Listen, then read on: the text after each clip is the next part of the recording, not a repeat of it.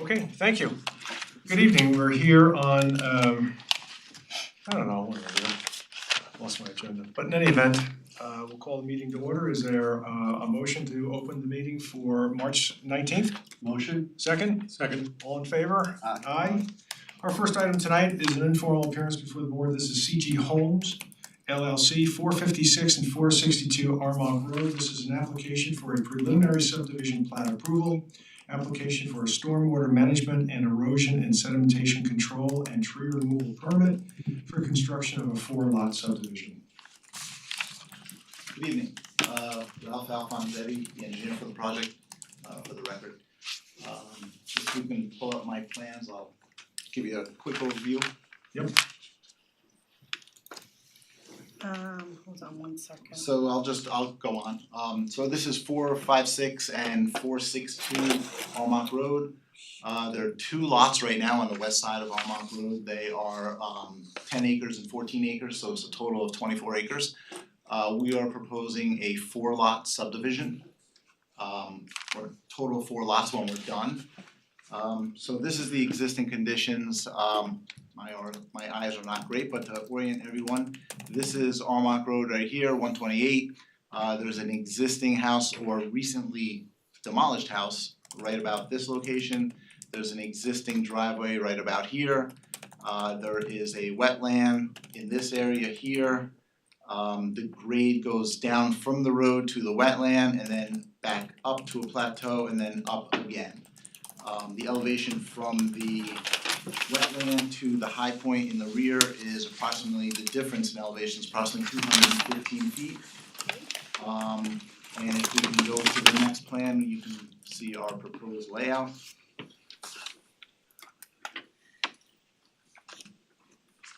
So as I said, we're proposing 4 lots. They're all zoning compliant. 1 common driveway in the center at the location of the existing drive, and then it branches off into driveways to each individual lot.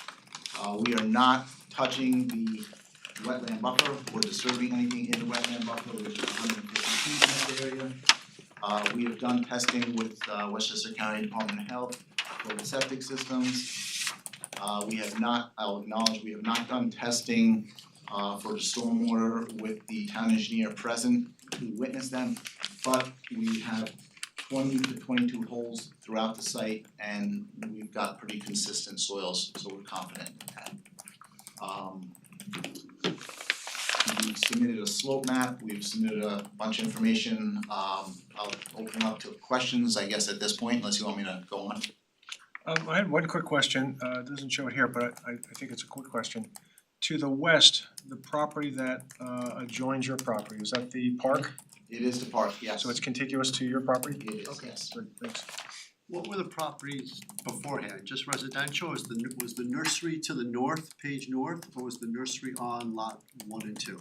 No, the nursery is north of us. It's not part of this property. So prior it was just a residential piece of property? Both two, yes, both two parcels? lots, yes, correct. And I noticed from the aerial, there's a lot of, there appears to be open space on it. Correct. But you know what that was before? I don't, I've looked at some older aerials and it's been open for a while, yeah. Okay. I believe the nursery, the property owner to the north did own this parcel at one point. At one point, yeah. That was owned by Alfredo. And Alfredo's, I'm the guy right beside you. You're the guy to the south? Yeah, right there, and then Alfredo's on the other side of me, and Alfredo owned that land too. Alfredo owned this one here, Yeah. okay. So do you know if he used it as a nursery? He Can you got identify? cited for taking about $500,000 worth of gravel off of it 40 years ago. I've been there 30 years. So I came in there 30 years ago, and I guess he was driving his trucks back across my property over to his nursery and then out. And the city came in and stopped it. Gotcha. So that's why it's all kind of done. In the rear. In the rear of the property? Yeah, Yeah, where where it all drops off like yes, that. yes. You are, so just for the record, so that we should have you in the record, I'm sorry? Your name and address? Oh, I'm sorry, Lon Ballinger, 482 Armonk Road. Thank you. Mr. Corelli, Mr. Corelli noted that there may have been a borrow pit on the site. Well, I think that's what he was referencing. I think there's a spot in the rear that the grade drops off significantly. And it looks like someone at some point, I believe you said 30 years ago, Yes. 30 years ago, they might have been digging some. So do you have test pits in that area? Do I have test pits in that area? Or We any- have test pits on the high side of it and the low side of it. But nothing in it? So you don't know what it was Well, backfilled with? it's not like a big hole like that. It's kind of flat and then it goes up, Okay, if you will. So I think they were on the low side digging into the hillside. 1 second, administratively, I should have specifically mentioned that Jeff will be serving here on this application as a alternate, but he'll be standing and can vote, et cetera. Okay, so I should have done that initially, forgot to do it. We'll catch up. Should practice at home. So I don't, We Can keep you- you on your toes. Can you talk to us about your reasoning behind the single curb cut and the two lateral driveways that parallel Armonk Road? sure. So the grade in this location from the house site to the road is relatively steep, and we thought it would be a better driveway to go here. This road is New York State DOT road, so they regulate everything there. There's already an existing curb cut, so the sight distance is good in both directions there. We just thought it would be less impervious, less disturbance. So that's what we proposed. Does DOT not permit you to do additional curb cuts, or you guys just haven't looked into it? We did not look into discussing it with them. I don't think they can, I don't think they would have an issue with it unless there was a sight distance issue. I think we've noted, and I think the town engineer will note also that it's a 45-mile-an-hour speed limit at that point. But in fact, the actual speeds are considerably quicker than 45 miles an hour in that area.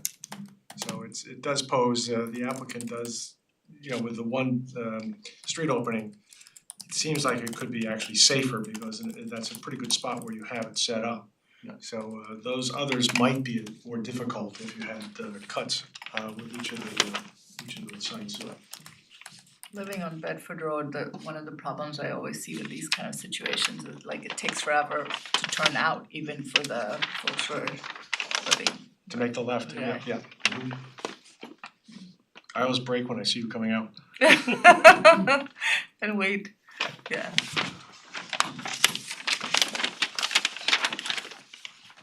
So going back to the curb cut and the driveways, I'm just, thinking, you mentioned lot one is up top, correct? Yes, correct. Page one, and I think there's about a 30% grade change from the street down to the finished floor of the house, It could be, I don't know the Okay. exact number, but plus or minus. Yeah. But it was steeper than the other ones. But lot four, it's relatively flat.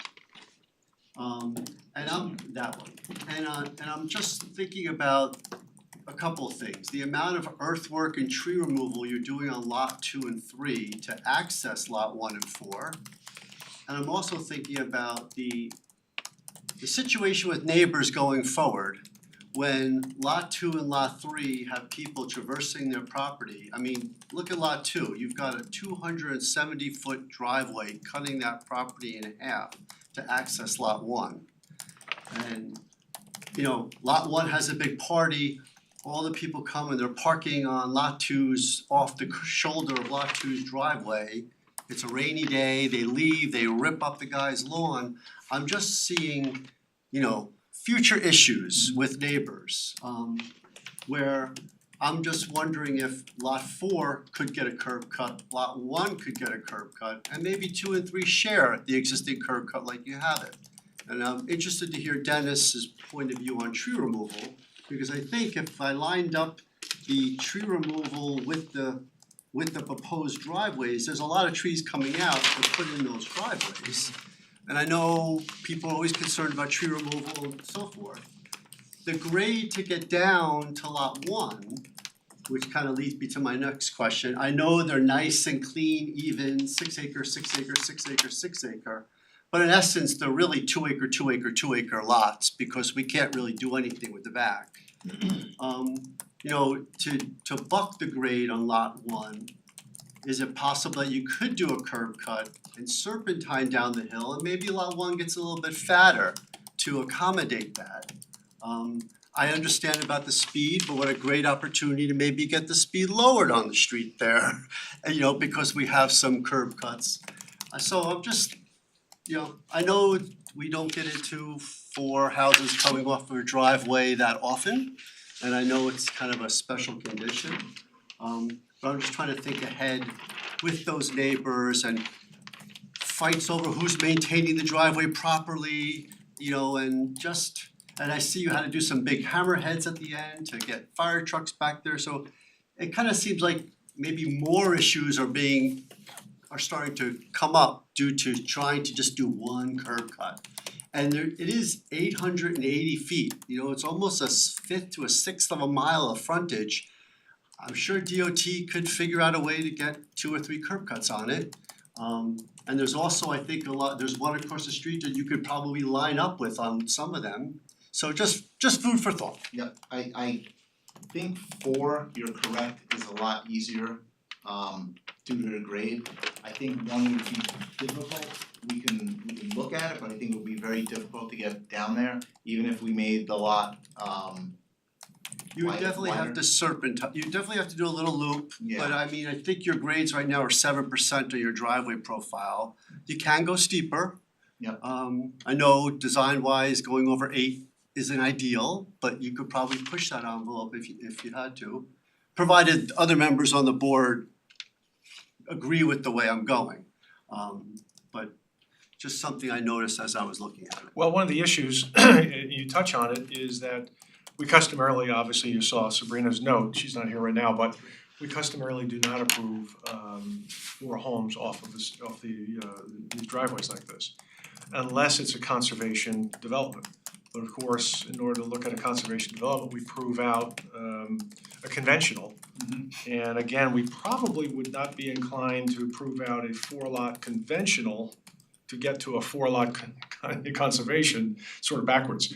I know it seems backwards to applicants, but that's normally the way we do it. So I would take some of Greg's thoughts and look at those, because that might save this for a 4-lot subdivision for you. Maybe there's 4 cuts, maybe there's 3 cuts or 2 cuts, but I think there's some alternatives here that could help you. Okay.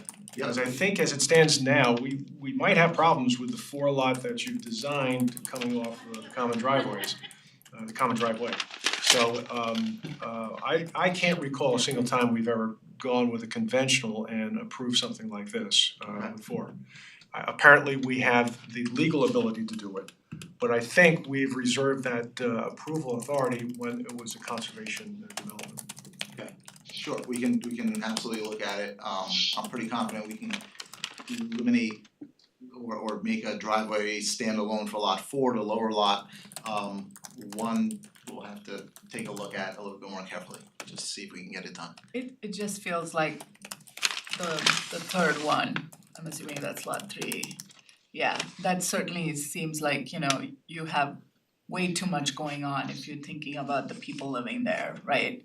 You now have, they're literally sitting in the middle of, if I were to buy a house, I would be looking for the last one. So from that perspective, I agree with Greg, like the idea that people are parking along this driveway because something's going on, so at least 2 driveways, right, between a shared one between every 2 would be a great idea. Or 3 would be ideal.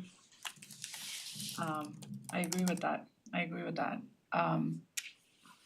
I don't know what happens on this street in terms of everyone stopping, but I don't see how that's different than like, I don't know, 8 AM or 8:30 AM when 3 different cars from all these driveways have to sort of wait and get in, so. Yeah. I mean, one of the things that we do look at, it was in our old master plan, was whenever we had a state highway like this, we would try to minimize the number of cuts from the standpoint of safety, so we very often employed common driveways as a tool. But 4 is sort of over the limit. We customarily see 2. What Greg also does not allude to is what we've often found in town, unfortunately, is sometimes people don't get along who share driveways. And we have Oh, yeah. all kinds of problems at town hall in terms of enforcement, Dogs running around. dogs not playing, he's not plowing, he's not fixing his side, whatever, on and on, so it's well, I'm sure all your applicants will be friendly and get along, but At sometimes the beginning. exactly. Well, we would, there would be legal mechanisms in place, but I do agree with you that sometimes that becomes an issue. Also, I wonder whether or not that will an alternative driveway layout will also give you a little bit more flexibility in terms of your septic layout and where you put the wells and all these sorts of infrastructure issues as well. Just a thought. And again, lot number 4 seems to be a smaller home. We don't have the actual size that you're proposing, but it looks like a smaller home. It looks like a smaller septic area to sort of accommodate that smaller I home. think you may need lot 1. Lot 1. I'm sorry, the lot one, top, yeah. I'm sorry, lot 1, Yeah. yes, lot 1, excuse me. Maybe some other alternatives present themselves for you to consider making lot number 4 similar to the other 3. Because when you break it up into 4 lots, there's nothing says they have to be 4 even Steven lots, right? They could be 5 acres, 6, 6, and 7, right? Correct, as long as they're zoning compliant, they can be. Exactly. And that's, I mean, the rest of the lots are probably beautiful. The fact that nothing's gonna get touched for, Yeah. I mean, look at lot 1, it looks like 1/8 of the lot is usable. And if it got a little thicker on the east end, maybe even it gets narrower on the west end, and that's how you can still kind of keep it balanced. Because this, on paper, we all understand the nice clean parallel lines, but once everyone's living there 10 years, no one's gonna really, What if these guys decide to turn it into a big junkyard like the one next door? Well, that would not be compliant with zoning. Yeah. As Why is that other guy well, my compliant with my zoning? understanding is that there have been over the years a number of issues, enforcement issues at that other location. I don't know the status now, we don't enforce, but Well, it wasn't even a nursery until about I know that, 15 years yep, ago, yep. and then it became, have you seen it? I I listen to that every morning. Yep.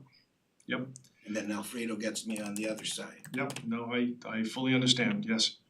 And it my understanding is it kind of grew without permit and Well, just it's like there's no one here, it's it's kind of a wasteland over there except for my nice house. Yep. But it's just been left to wreck and ruin for years. I'm very thankful these guys are coming in and doing something good with it. And you're on the south side? Yes. But I've always been curious as to why. I put in complaints about it and didn't get much back from it. well, there have been complaints on both sides, the north as well as the south Yes. for operations. But it just gets left because I'm the only guy that ever said anything and I just, after 30 years, I'm done, Again, certainly understand it and sympathetic to it, and I understand because I've seen some of the correspondence back and forth. And in fact, I was speaking with the town engineer before, and informally, he told me about some of the stories where they even went for enforcement, at night to catch some of the stuff that was going on. Yeah. So those of us who have been around will know the history on both these sites, and it's not clean. No, but is there, I always thought it was like that because it was kind of like nobody was there to complain except me and, Yeah. you know, and I remember old Gabby Rosenfeld, he got tired of listening to me. You know, I am thankful that these folks are coming in and making some sense of it, but I do think, I don't know, I mean, you look at that situation, that's a major league operation that man's now running in the, you know, the one right beside you to the north of you. Is that the one with the house in the back, like down in the Yeah, valley? Yes. that was just a little house like mine at one time, Yep. and it became that. Well, I think one of the issues that even you may have with your application is you may ask for some sort of remedy, but you know, the stockpile is drawn right here, it's up against your property. I mean, there's no setback, there's no nothing here. So frankly, lot number one is somewhat compromised by the neighbors' activities. It is. We're gonna have to heavily landscape that edge, I mean, and Right, and perhaps even petition the town in terms of making sure that those are the sideline setbacks, and it'd be interesting if you ever looked at and saw what the permits were or might be or aren't for that location. I am not.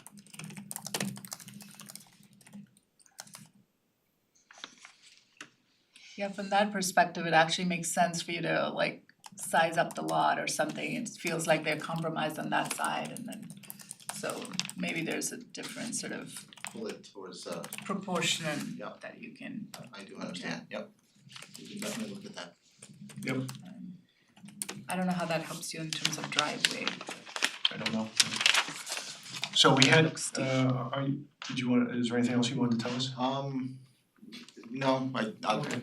we can, So we have comments, Sabrina's next door, with people who command the paycheck, so she's there. so she's in the right spot. She's in the, exactly right, rather than wasting your time here with us, she's next door. But Lisa, you said you were deputized on Wow. some of her comments? Well, for 2 seconds, she said, "Can you talk about my memo?" So I'm assuming that you've read the memo, I have. and her comments are pretty clear. The coverage worksheets for each lot, she would like, she wants you to establish physical boundary demarcating the wetland buffer. I don't really know if I have to read every single one. The biggest thing is she would also like you to show the surrounding properties on the plan. Okay, And also she wanted to make it clear that the board should discuss the layout of this subdivision in focusing on the restricted buildable area on lot 1, which I believe we just talked about. So if there's any other questions, you can contact Sabrina. yep, But one of the issues on this, I would urge Ralph to rather than, investing a lot of time and effort and money, if you wanna do alternative sketches for layouts, I mean, very often these things change on these subdivisions. And I hate to see, you spend an awful lot of time and your client's money. If we can look at alternatives as sketches, and we can look at those conceptually and react to those, and I think you get those back to us faster. But maybe with some of the ideas that Greg has articulated, and you'll hear from Dennis and a little bit from Bob as well. Again, this way we can, I think, move it along faster for you, and also without sinking in so much time and effort and money. I agree, that's a good idea. Yeah, I read through Sabrina's comments. She brought up the four lots on one driveway. She brought up there's a shed that's in the buffer now. Are we going to keep it? We have no reason to keep it. We wanna take down, but we don't wanna trigger a wetland permit just to take down an old dilapidated shed. And as far as a physical boundary, we have no issue with that. What do you guys typically wanna see, boulders, or how do you want that demarcated? Yeah, something that has permanence and something that serves as that physical reminder, should the riding mower and the headphones and, like you physically bump it in case you didn't see the line or a couple stakes. So yeah, it would be like at that level to make sure. Yeah, typically I usually do boulders in other towns along the boundary or the buffer. Okay. Dennis, you had some comments that you wanna go through? Thank you, Mr. Chairman. Yes, so I did see you filled out the application and, you know, had the table for the trees, but again, it had that surveyor feel, you know, just common names, some didn't quite match up, so that just would need to be updated to the level of, you know, where we know what the species are, the condition, and then, you know, that's obviously gonna dictate ultimate calculations for replacement requirements. So I know you guys chose to advance the demolition of that structure. So I just tried to illustrate the new plan, you know, some of the extra trees that I, you know, granted, if you drive by, they're still standing, but I think the activities that, you know, were advanced in order to remove the structure, you know, there's been compromises that I really can't guarantee, you know, what the health of those are gonna be going forward, so they would rise to the definition of removal, so those would have to be included as part of this application as well. This is for the trees.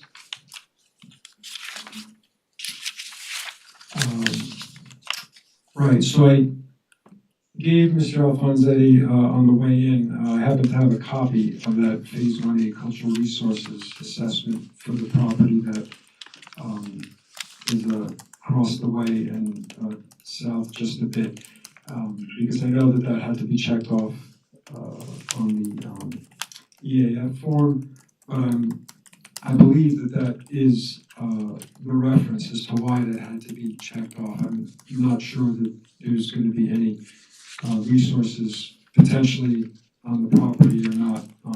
So I at least just wanted to provide documentation because you don't want to leave a hanging yes check out there under cultural resources and not, you know, have any backup. Dennis, is that the old monastery? Yes. And that report was publicly available on the CRIS site, that's the acronym, Cultural Resources, I have to read it from here. Information, Cultural Resources, Information, Resources website, it's like a double resources there. So again, this is interesting because, you know, obviously looking at the property in isolation, right, I was able to highlight, you know, where that excavation area was, but you know, in consideration that, you know, this is not in a bubble, based on the existing information, and then, you know, one of the kind citizens coming in and sharing observational history, which is not a surprise, frankly. I think that, you know, we just want to make sure that, you know, stuff was only removed, you know, from the site. If you're telling me that it was like, you know, a quarrying type information and, you know, people are just, you know, removing solids, rock, gravel, that type of thing, but you know, that nothing else, you know, is occurred or, you know, at the site that would, you know, potentially compromise its sort of contamination liability. So that's why I suggest, you know, the phase 1 for the property should be completed. And of course, according to the drawing, if Paul Jennings did the wetlands, I know he typically, you know, he does a nice job with a report, showing, you know, good narrative, showing data, that should be submitted as part of the application as well, not just the demarcation of the flags on the plan. And that pretty much finishes my comments. There was one thing that I want to make sure that we didn't miss with Sabrina's report, and that was that she's recommending or requiring a full EAF, not just a short form. Yes. And it's her position that we really can't take action and start to declare ourselves as lead agent until we have the full EAF.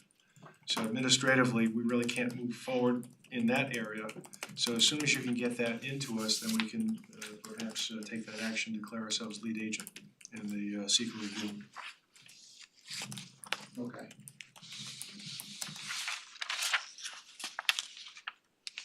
Okay, that's fine. Just to touch on something Dennis mentioned, for the phase 1, like I said, we did 20 to 22 holes throughout the property, deep test holes. We went down 7-8 feet on every hole. We didn't dig up or find anything unusual. It was sandy, gravelly soil. Is it a requirement that we do phase 1 or? As someone that's done environmental cleanup, I asked you if you had any holes in that area and you said no, I would go out and see if there's anything besides, you know, virgin soil or rock fill out there. That'd be my suggestion. I don't think we can require them to do a phase one. It's, I don't know, I guess we don't have the full EF, so we don't really know. But depending upon what we see on that, we might be able to require it. I think, Jeff, you raise a good issue. Prudence would dictate that you might wanna do it, given the history of some of these parcels.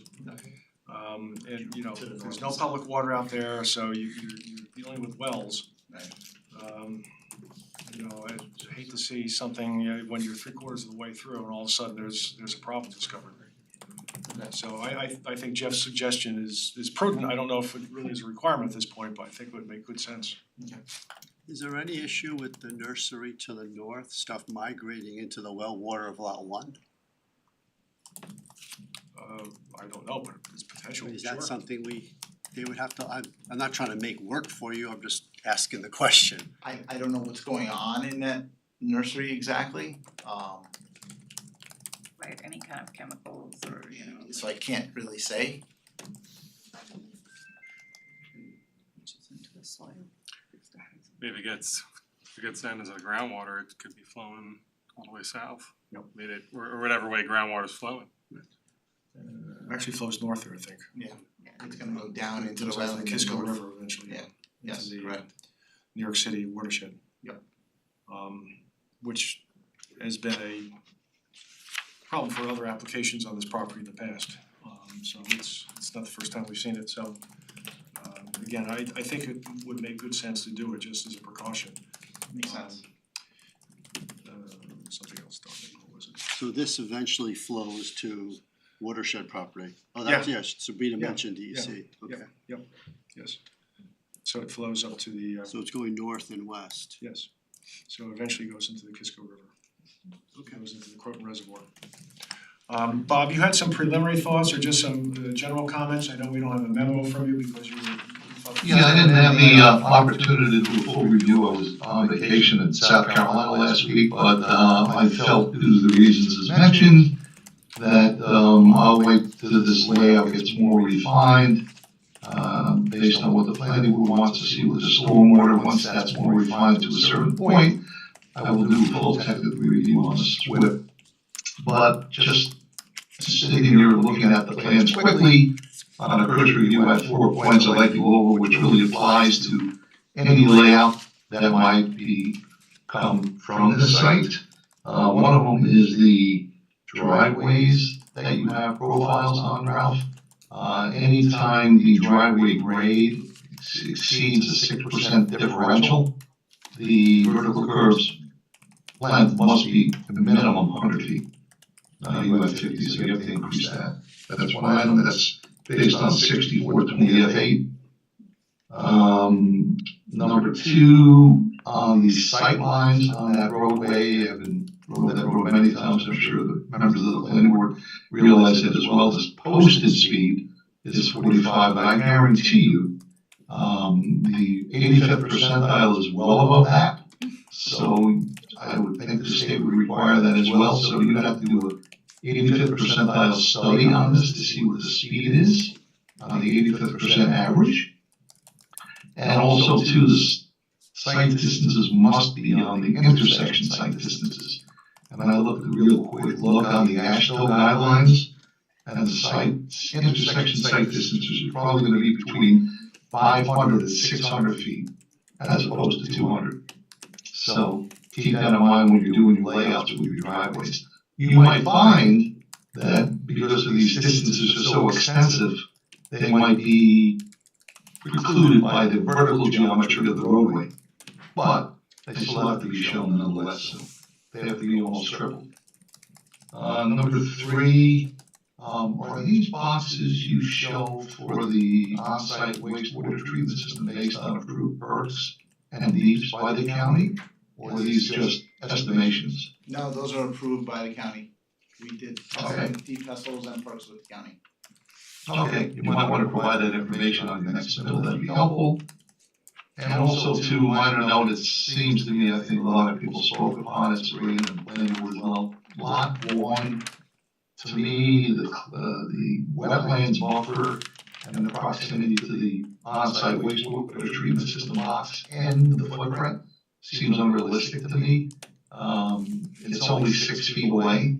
That seems unrealistic to construct a house and have any type of amenities on the house, i.e. a deck, a porch, patio, to be only 6 feet away. So you might want to think about that. That might be more reasons to maybe possibly eliminate that lot because it's very, very, very tight.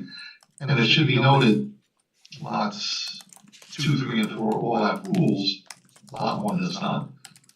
And it's just anecdotal, but in my experience, everyone that has subdivisions, they always come back to us after the fact and say, I'd like to put in a pool, so I'm not quite sure where a pool would fit there.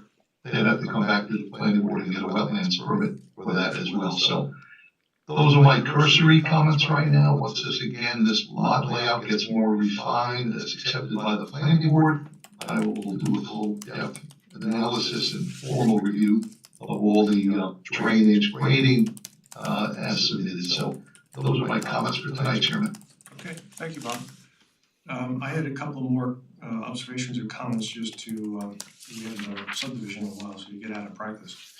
But what we customarily do is we look at these building sites and we ask the applicants to give us an estimate of what the footprint is. Because what we normally do here is we do limit, we understand that things happen once we start building. But we normally, restrict the coverage to 15% or 10 and building 10% over the footprint that we see. So we ask for folks to give us a realistic box. We've had many applications where you put little tiny boxes. Next thing we know, we have a 9,000 square foot house in there. Totally different application. So we've learned from experience, so we will ask for that. And that would include the amenities as well. And one last thing, this is really I guess probably for the Conservation Board, I hope to weigh in on. But one of the things that we have always tried to look for is connectivity to parkland. And since the Whippoorwill Park is directly to the west and contiguous, it would be wonderful if somehow, some way, you can find some sort of access path from Route 128, Armonk Road, to Whippoorwill Park. And one that makes sense. I mean, having a trail lead into a lake or a bog is probably not the best thing. So we've done that many times with larger subdivisions. If the applicant can figure a way of doing that, I think the Conservation Board would look very favorably on that, and I think the Town Board would look favorably on that as We well. don't have an issue with it, it's just that there's the large wetland in the Yep. center of the site would just be a little bit tough to get through. But we don't really have an issue of it. There's also a 215-foot grade change from the Yep. wetland up to the park area, which, Is the back of the Scrabble. site completely landlocked? Like, is there any way to access, there's no road, there's no path, there's nothing to nothing. access? Yeah, north of Wildcat, So by right? default, it's kind of like parkland. Yes. I trespassed by accident roaming that adjacent park when I had to do vegetation inventories, and that's why I'm off the microphone. I realized, I'm like, I don't think I'm in the park anymore when you come up on that. Turn around. yeah, essentially this, you're correct, this whole back portion is just landlocked and So essentially. it's wet and then high, and then hills, I mean, Correct. so Dennis, we leave it to you to figure out how you want to have And I'm stepping assuming- stones for a trail. I'm assuming the parcels to the south and the parcels to the north, that wetland continues. Yes. So they have the same Yes. issue. So nobody can even do an end around to Right. get to it. And one of the things that is important on this is, and I think this is a 150-foot wetland buffer area, right? Correct. One of the areas, one of the concerns always is that you have steep slopes abutting the wetlands, and those are the ones that are more susceptible to problems. So it's one thing when you have flat wetlands and it's okay, whatever, but here you had steep slopes that feed right into the wetlands, and one of the reasons why we had the environmental zone was to protect wetlands that are especially vulnerable, and those would be the ones that are adjacent, contiguous to steep slopes. So I remember listening to Steve Coleman tell us, ad nauseum about that and why they really needed to be protected. And you guys have done that, I mean, you know, you're not proposing anything within it, but I think Bob's comment about the reality of the wetland buffer on lot one is a valid observation. One of the things, again, we could invite you to do is prove out a conventional, and then perhaps we could do something with a cluster development that can get you 4 homes of equal size, for example. Yeah, I can discuss that with the client and see what he wants to do. One question about the path up to the park. If we do show a path, again, I'll talk to the client, see if he's willing to do it. Sure. Hike. How does it work through the wetland? Would we need to get a wetland permit then at that point? I think you would work, right, Dennis? I assume it would be more favorable since we're adding an amenity that I would think the so, town would like. Okay. easily done in 6 months. Maybe that does open up other issues, like where do people park Well, to access exactly, the path, yeah, exactly, it's not that easy, It's frankly. not that easy, yeah. So talk to the client and see. So before we start telling him, get us a path, there's Yeah, you're So- gonna have cars. there's so- other things that happen. And not to interject, cause I don't know, obviously in the past, I wasn't here, but, you know, I don't know if this, to your point, would necessarily represent an access point, but if there was a way from the existing park to provide some sort of continual trail and almost loop back, I don't know, would you consider that Yeah, a sure. similar benefit? Cause, Maybe the loop on the hill in the back. yeah, something to that effect, as opposed to, trying to bring more visitors to another location where they could park. I could see, right, that may not be as feasible. Good But idea. you would still get benefits, so that's all. Thank you. Good solution. Idea. Yeah, I like that. We'll look into it. Is there a light consideration? I just remember years ago looking at a house, not here, but like, you know, further south. Like, is there something you have to consider in terms of like the light that gets in a house? And because, I mean, I remember seeing these houses with this sort of steep incline and like very little light coming in the backside. Is that something we have to consider at all? I'm not sure. Like natural light? Cause you have, you know, you just don't have any Well, the back of these houses is actually not, this area is not very steep. The steepness is on the other side of the wetland here and in the front right along 128 or Oh, right, Omaha so Road. this is, well, I'm thinking further south then, so this Yeah. is sort of dropped in, okay, So, got it. yeah, lots 1 and 2 are kind of like meadow, Yeah, open meadow. Yes. maybe that's where they were pulling the gravel and that's why it's an open meadow. Oh, I and have that's lots what, of light. Yeah. I'm flooded with light. okay, that's good to know. So, well, is there anything else? I don't think so. Any other questions? Jeff, I'm good on. Greg? No, I'm good. John, is there anything I'm sure there's something I missed, but. No, I think that was a pretty good summary of where we are. Right, Okay. we need the environmental to move forward, you know, as lead agency. Yeah, that's important. So I think, correct me if I'm wrong, I submitted a full EAF, and maybe some sketches of some different layouts, yeah. And then I won't get into the technical stuff, maybe not address the trees until we can settle on a layout. Absolutely, yeah, exactly. Okay, sounds like that. And sketches are great. Sketches are great, you don't have to go full blown AutoCAD, I think, for us to understand. Okay, Great. Okay, so we'll see you next time around. When you have Absolutely. material for us. Okay, thank you. terrific, Thank you. great. Thank you. Okay, our next and last item this evening are minutes. And these are the minutes from the meeting of March 5. Anyone have any questions or issues?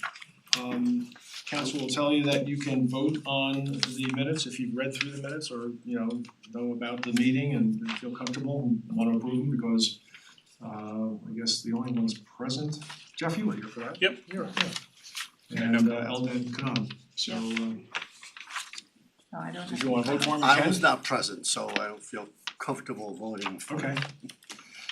Anyway, I don't any know. changes, any corrections? I think it was correct. Okay, is there a motion then to adopt the minutes of March 5? Motion to adopt? Second, Second. all in favor? Aye. And one recusal. Recusal. Okay, great. I think we're all set then, unless there's anything else, which I'm unaware of, is there a motion to close the meeting? Motion. Second, Second. all in favor? Aye. Aye, Aye. excellent, great, thank you.